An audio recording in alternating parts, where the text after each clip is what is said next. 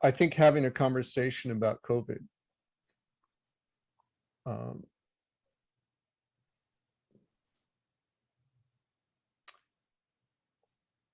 is an interesting conversation. We just have a conversation about having the conversation. Okay, what do we imagine that conversation would look like? Bring into our awareness the various conspiracy theories, or talking to someone that has it, or talking about it. I know that I'm planning this trip to Mexico, and there's health considerations for people traveling. We got to get tested to be there. Do we wear masks? Do we not wear masks while we're there? How are we going to manage any health concerns arriving in Mexico and being with a group for a week? So there's some real logistical questions. Now, just like there's a practical thing, do I require everybody to be vaccinated before they come, or not? Because I want the least likelihood of the spread of COVID for both for the people who are there and for anybody that they then might spread it to going back if they get it. Assuming somebody shows up and has the virus and it does get shared, and think through that possibility. It's not 100 people, it's not 1,000 people, so it's not a mass spreader event. So you have a COVID situation, infectious disease going around. And then you have people who say, yes, it is and isn't. It is a thing or it's not a thing. And then you have belief systems about how it should be treated. You have people taking positions at how the guidance in public health was a mistake and therefore we can't trust them at all. Then you have opinions and beliefs about the vaccine being a problem for health concerns, or microchip tracking, or it's a way to control the mind and control you, or it'll kill you, depending on your extreme about a vaccine. And then you have people who say it is a thing. And these people who aren't wearing masks or don't want to get vaccinated, they're endangering our health and they're keeping things from being open. So now they're restricting my life. And so now you have these very polarizing narratives. And people wanting to say, well, I'm in this camp and this is who I am, and even getting their identity enmeshed in that belief system, various ones. From it's a hoax, it's not a thing, to it's a very serious thing, I'm afraid I'm going to die from it. And a whole degree of spectrums, and about what public health is doing, can it be trusted, can we trust the vaccine, and problems with the vaccine, just those ideas. So we have one thing that's a half dozen major themes and different sides of the belief system. The mind can get very busy with all of that.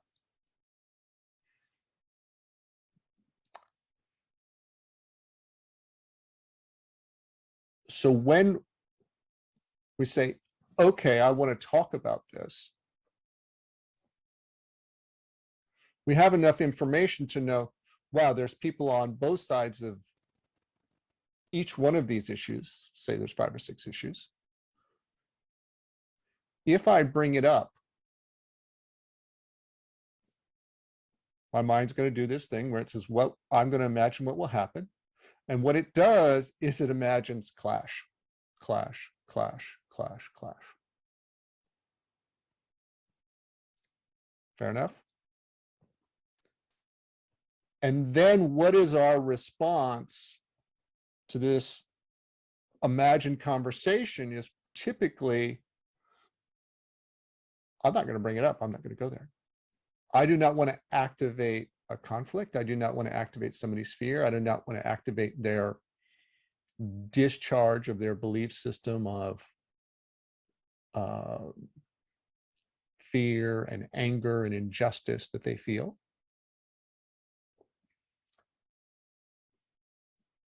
And so I'm not going to have a conversation. And what we've done is we've stopped talking, communicating, and connecting.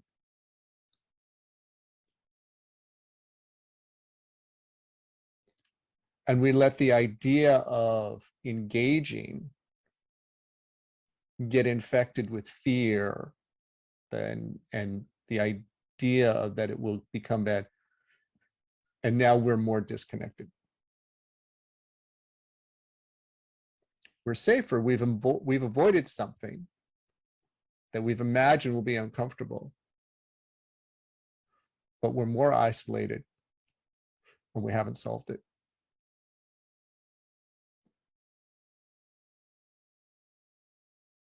So that's the first level of the problem.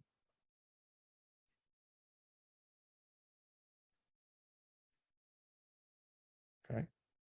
And that level of the problem is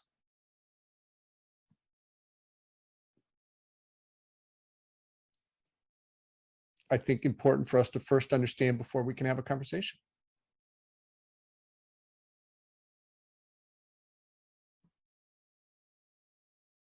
What's our hesitancy to have a conversation? Let's have a conversation about that.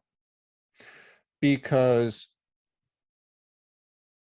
we have to see that our own mind, our own assumption, and our own avoidance mechanism of chaos and emotional pushback is something I want to avoid. And our own automated response of avoidance is part of the problem. Okay. Part of the problem is, yes, there's people who are so emotionally charged that if you bring up any one of these related issues, or you bring up one issue, they will go to their most charged component. You bring up the COVID situation, they will go to their most charged emotional issue about it.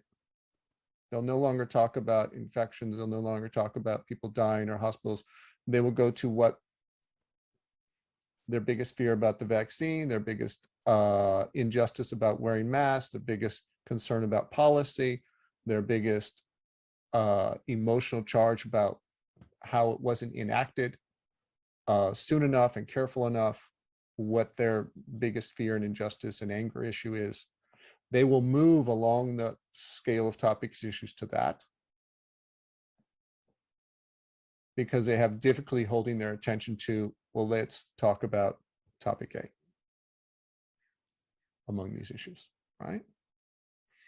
So you have this other component about how to have a conversation, particularly when some people can't hold their attention and be present with a singular topic to explore it.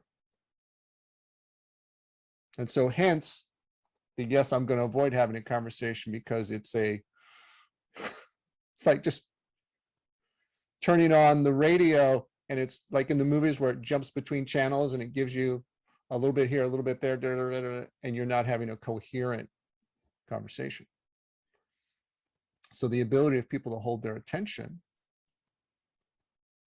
and sit with what's going on and explore whether it's fact or opinion or evidence and evaluate it as, okay, this is truthful or this is suspect. We're not getting to that level of the conversation. A, we're avoiding it, and B, because some people can't evaluate it with another person. Why is that? It's the incredible attachment people have to their ideas, or the incredible attachment their ideas have to them. And go back and think of the ego mind belief system as a parasite that is running a person's mind, telling them what to think, how to think, creating the emotions for them.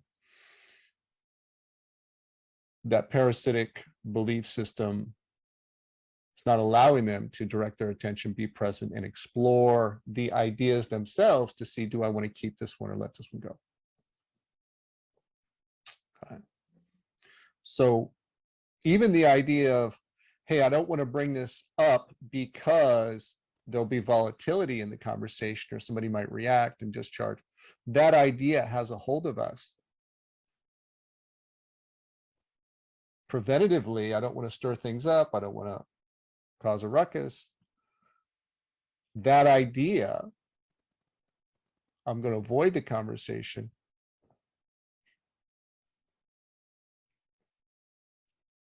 can have a hold of us for our own best interest. Oh, I'm going to maintain peace and calm, but then I'm also not going to resolve any issues and differences. Okay, so we can see how that protective, helpful idea is also like, okay, do we want to do that or not? What are the consequences of not having a conversation?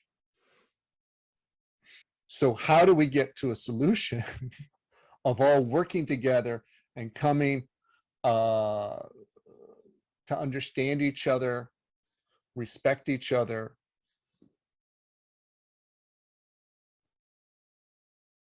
respect each other's belief systems? These two steps are in the way. I need to show up and be willing to have a conversation, and I need to be showing up willing to listen and not just spout my volatility that I'm most passionate about.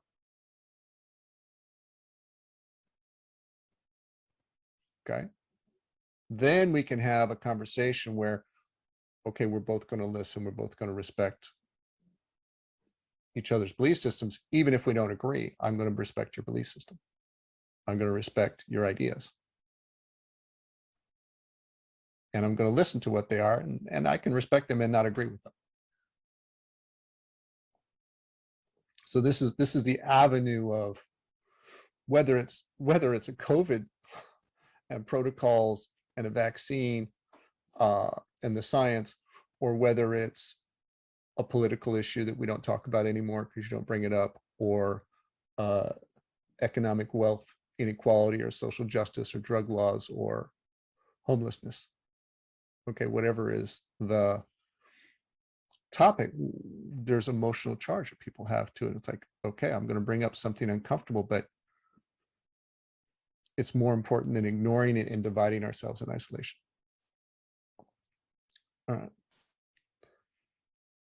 So here's a third element, and part of why the COVID virus is not the only virus out there. You know, what I talk about in that other session about the belief system as a parasite taking over the mind.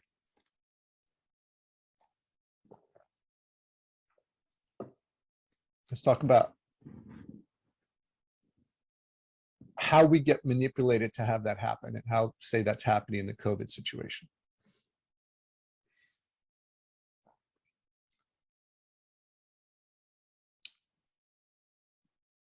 Let's talk about how I become manipulated, how you become manipulated, how people become manipulated.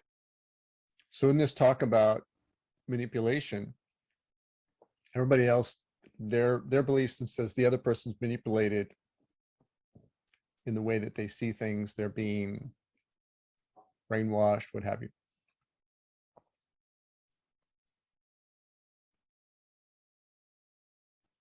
But let's talk about how it happens to us. That's the part we're most able to affect change on. Okay. And that's through fear. Fear is the avenue, the most direct path to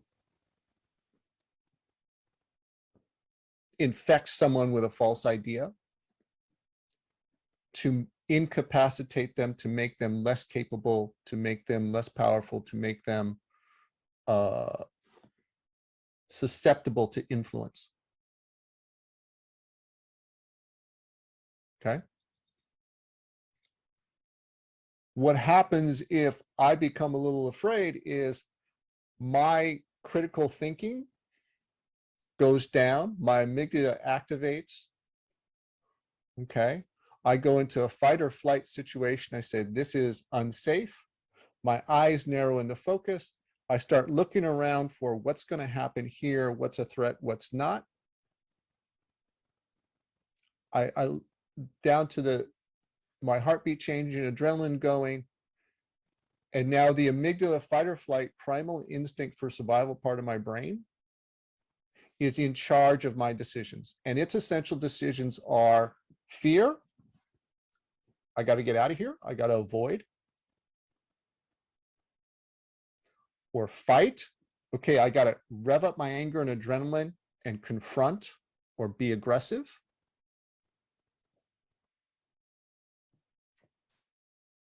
Or the third, okay, this is scary. I don't want to run. I don't want to be like prey, but I don't want to confront. That's dangerous too.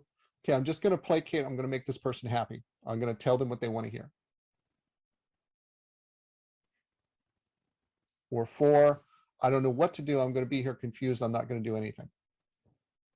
It's not just fight or flight. There's actually four typical responses. And we are not, I wonder what's going on here. Why is this happening? Let's explore this. We are not curious. We are not, hey, this is what I notice my thinking is. And it's really limited to fear and anger and aggression, or just placating, tell you what you want to hear, or I'm going to avoid the conversation. We're not curious. We're not inquisitive.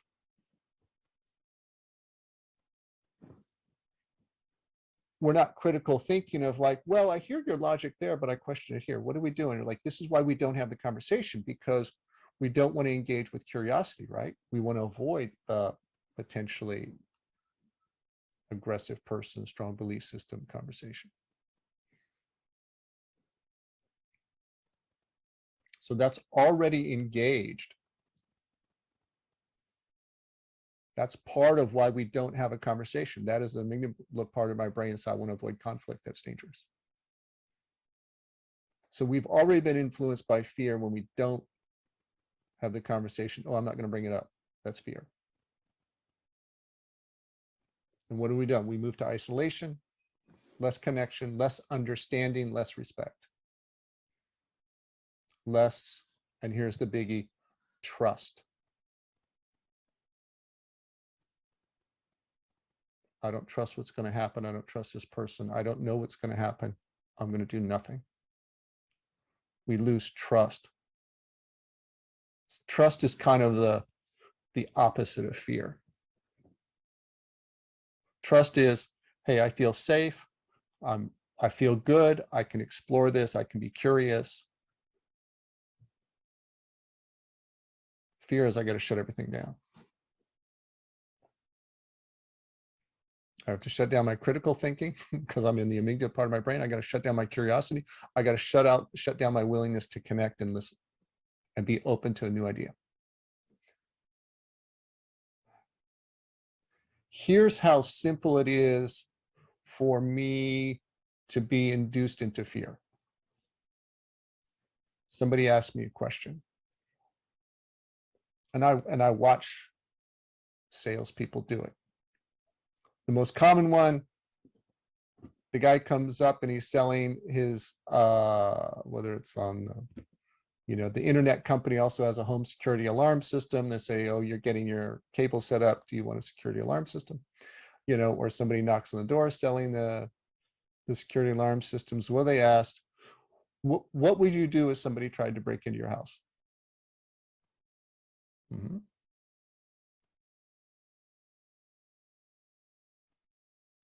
What happens when we're asked a question like that? Our mind imagines the scenario. And in imagining the scenario, what's happened? We have this internal world, and our visual system is creating an imagery of that happening. And where are we in our house when it's happening? And we could just make believe automatically somebody pounding at the door or breaking through the door, or we've answered the door because somebody knocked at it. It's like, however, we've kind of imagined the scenario, somebody's trying to break in. Boom. Somebody has asked us to question. We build an imagery of it happening. And we are this virtual version in the dream of someone trying to break into our house. And we're imagining ourselves there for this fictional event. And our nervous system cannot tell the difference between an imagined scenario and a real event. And so our nervous system responds to the imagined scenario with adrenaline and raises its heartbeat and shifts the brain to a fight or flight mode. And the amygdala is now trying to figure out what to do, but we no longer have our frontal cortex turned on to do the really critical thinking because we're in fear. And so we lose about 30% of our decision making and choices and capacity to think clearly. And we're left to fear, flight, fight, aggression. What am I going to do to protect myself? What weapon can I grab? How do I placate them? And freeze responses is kind of like the 4 we're limited to. Okay. And we're no longer thinking clearly like, hey, this is a made up scenario. This salesperson proposing this idea is putting me in a state of mind. I'm less able to think clearly. I'm more susceptible to grab for any kind of safety that they're offering. Oh, next thing he's going to mention is they have a home security system, and this is how it's going to help me. Let me grab it.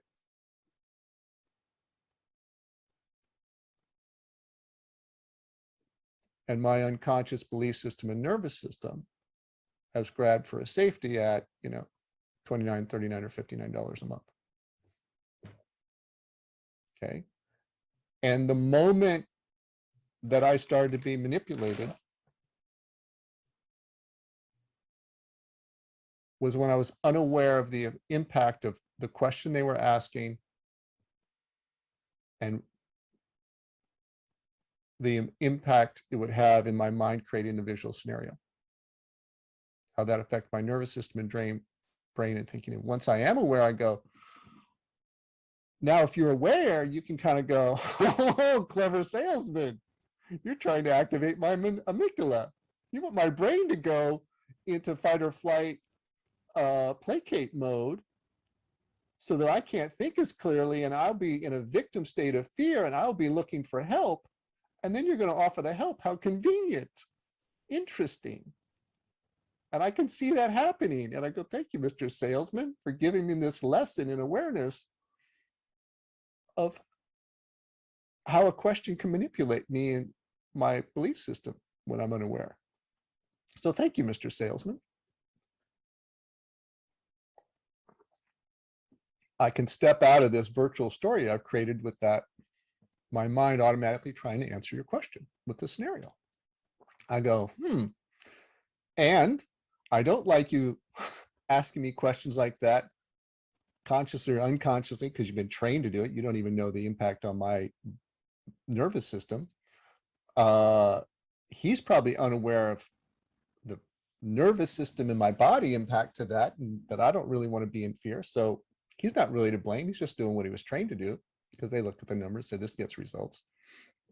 But I really don't want to be manipulated in this way, or even the suggestion that you try to manipulate me in this way. So no, thank you.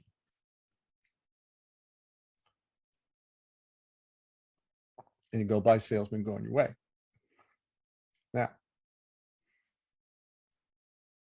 let's talk about other questions along this COVID scenario where people are getting manipulated.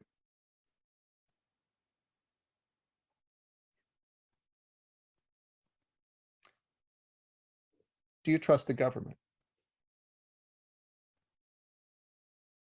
Notice your response when I say that.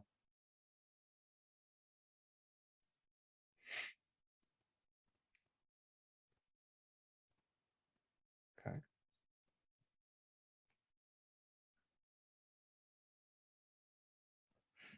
Do you trust pharmaceutical companies? Notice your response. But notice how I phrased the question.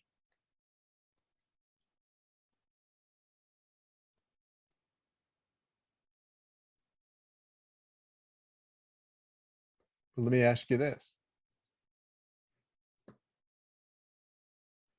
What if I ask the question, do you think that human beings generally, at their core, are trying to help each other? Are good people and are trying to help each other? For the majority of human beings, are they good and they generally try to help each other?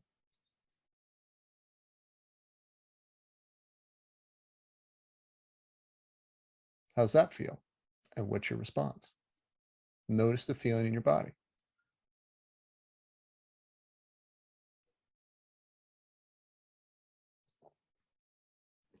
Do you feel that doctors are trying to take care of people?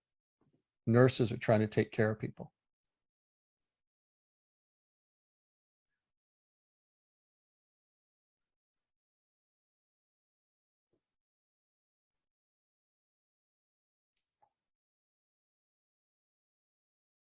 Do you feel that people who go into public service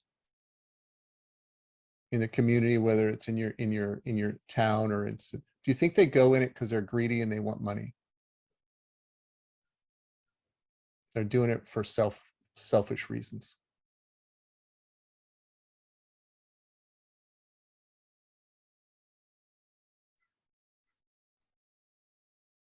Notice how that feels. And those kind of questions are priming you to like, yes, I'm going to trust, I'm going to lean towards trusting somebody who's a doctor, who's in the medical field, who's a human being. I'm going to see this person as a human being who's generally trying to help other human beings. And you're primed to listen and consider what they have to say and trust more. But if I take this term and say, do you trust somebody in the government? Do you trust the government? I've taken the human element out of it. They're no longer people. It's this big black box that does stuff that's impersonal. A pharmaceutical company that does stuff, it's the big gray box, it's impersonal. And delivers out this product, and the government delivers out this policy as if there's no human beings in there. And if you've had trouble with your government or any organization that's had difficulties, your mind will go to the scenario where they were sued because of X, Y, and Z happened with their drug, or the government made mistakes and bad choices with X, Y, and Z policy. And your mind will go to the fear scenario. Oh, do you trust the government? Do you trust the pharmaceutical company? It will go to the fear scenario, find the most dangerous scenario and use that as like, no. Do we trust them absolutely blanket for everything? No, it's not a good question. Do you trust the government? Do you trust the pharmaceutical company? It's like, it's asking like, do you trust them with absolutely everything? No. This is why we have investigative journalists and press, and you want to have transparency. Okay, because we're people and we make mistakes, we do human things, we have bad assumptions. No, by the way, we as human beings and they as human beings get manipulated by fear that they're unaware of, and then do things from their fight or flight state that's maybe too aggressive or too conservative and fearful. And then they make mistakes because they've been manipulated by what? By fear.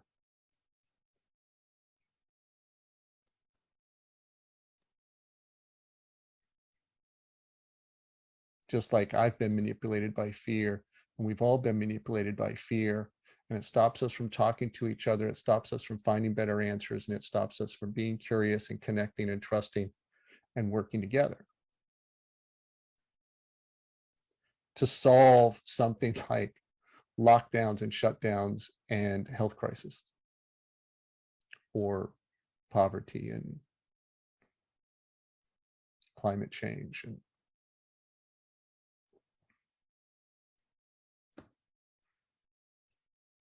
And the way that we're manipulated is in conversations where we're asked questions that prime us to turn off a good part of our brain that can help us find good solutions and turn on an amygdala fight or flight response, decide you're just going to placate or avoid and disconnect and not trust.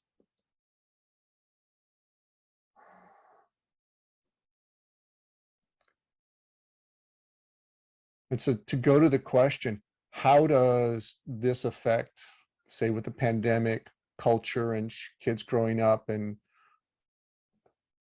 the pandemic, it's not really affecting culture going forward, because this same fear manipulation has been the ongoing epidemic, pandemic globally. Okay. And fear is the base human disease of both manipulation of ourselves and each other. It's the biggest self-inflicted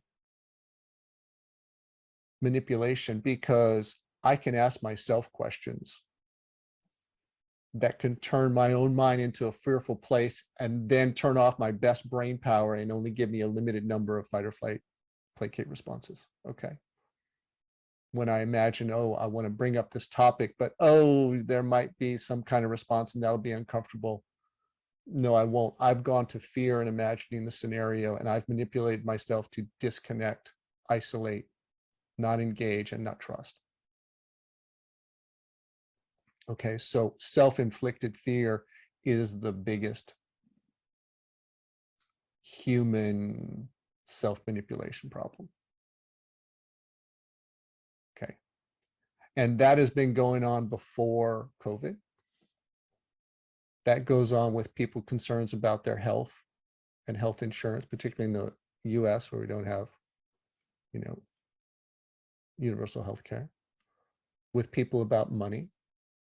Look at our bank account, go to fear. Look at our costs and our bills to pay, go to fear. Limited, tighten up, get small instead of get created, build. What can I do to build trust and connection and more support in my life and create more abundance? Okay. Look at the political polarization. Each side is afraid of the other, and then we've gotten so far, we're afraid to talk to each other. Why? Because we're in our little bubbles of don't bring it up, because I'm not going to be respected. And oh, by the way, I don't know how to be present with them and listen to them and let them believe what they want to believe and respect their choice. Okay, so I'm going to isolate. So the political isolation and the fear has been there, and it's been in, long term before it was COVID and before it was political enemies in the United States, left and right. We used to look outward and the enemy was some other country. For a long time, we're a 20-year war in Afghanistan. We're afraid of a country where they're living in caves. They're living in mud buildings. Okay.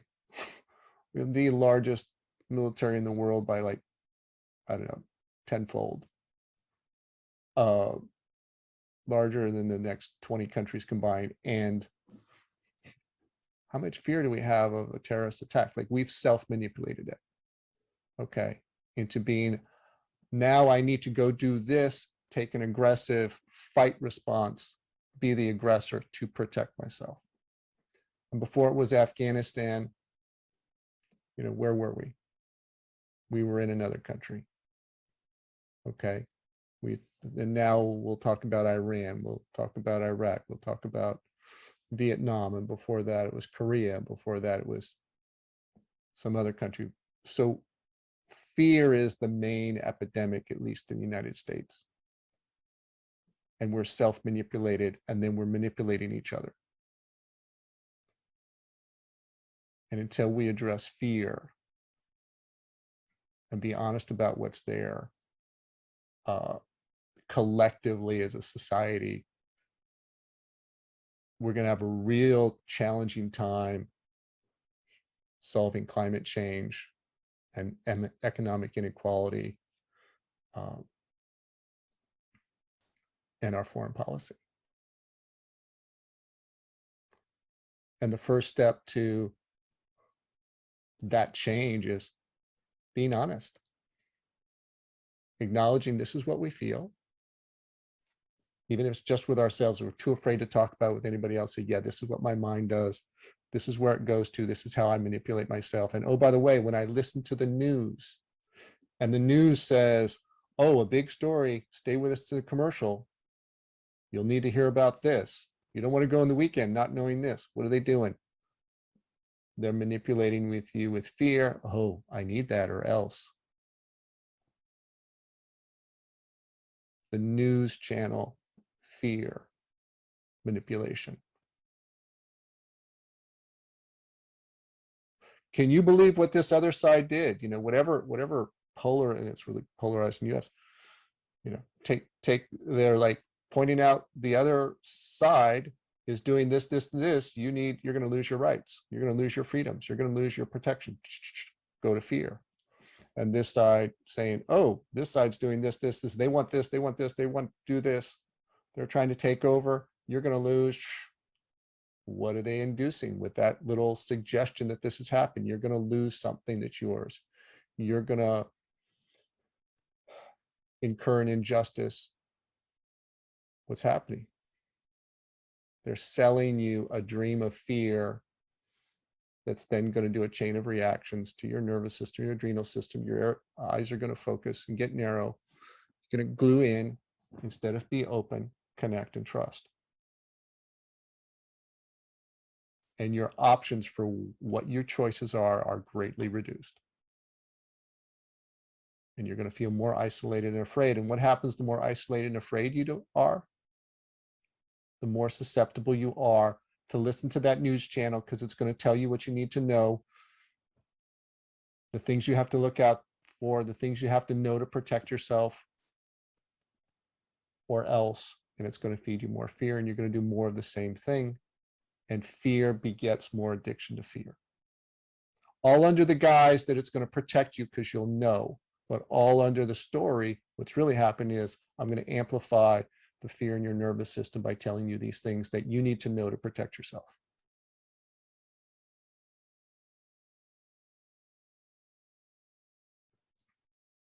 And that's the manipulation that's going on. And more people are affected with it than with COVID.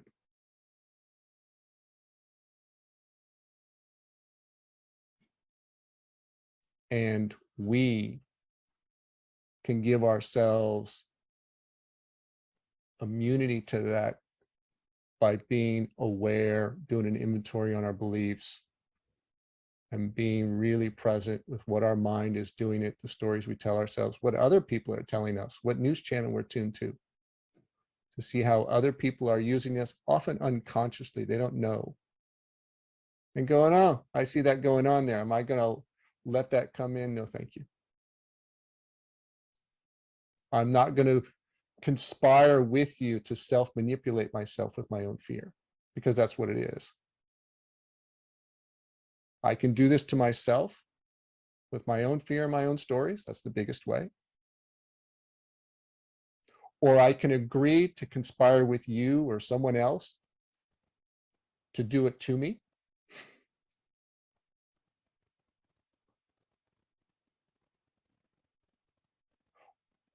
Or the third way is I'm going to create circumstances and environment around me that puts me in an environment of fear. I'm going to leave the news on during the day. I'm going to tune it to a certain channel. Okay.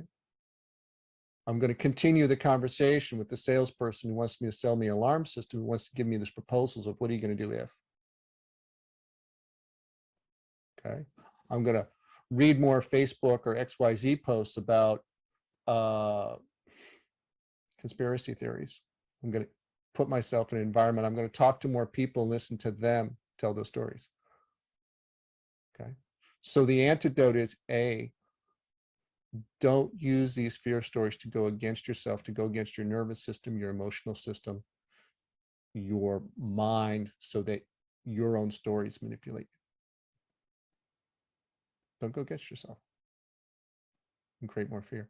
2, don't conspire with others to ingest fear stories.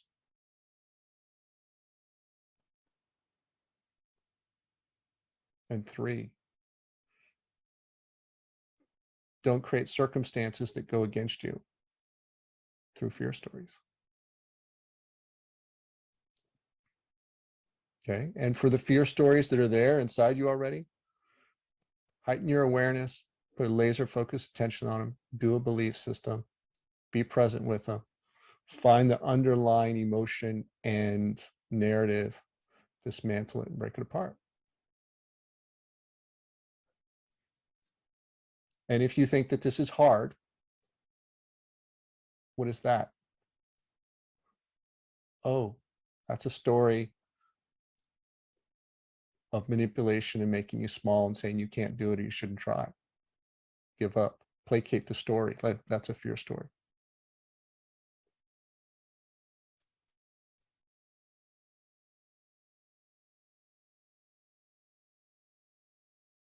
Because that story, this is hard, doesn't tell you the other piece, which is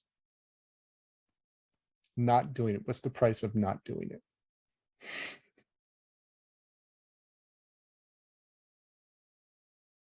To continue to live in the same relationship with fear and have it manipulate ourselves. That's the price of not doing it.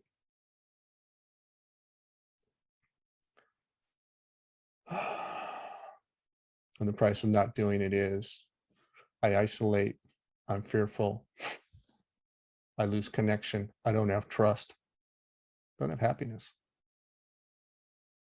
And we don't solve the problems that are really there.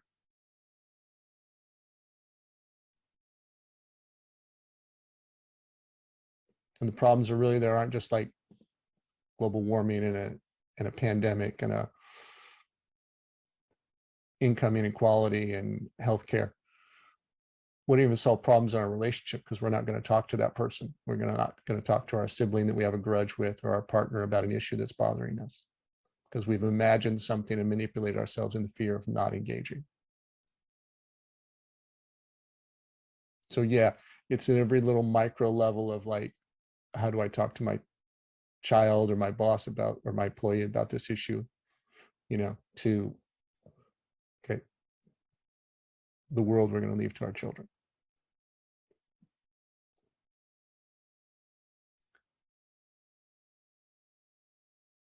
If we can address fear, we got a good chance at addressing everything else.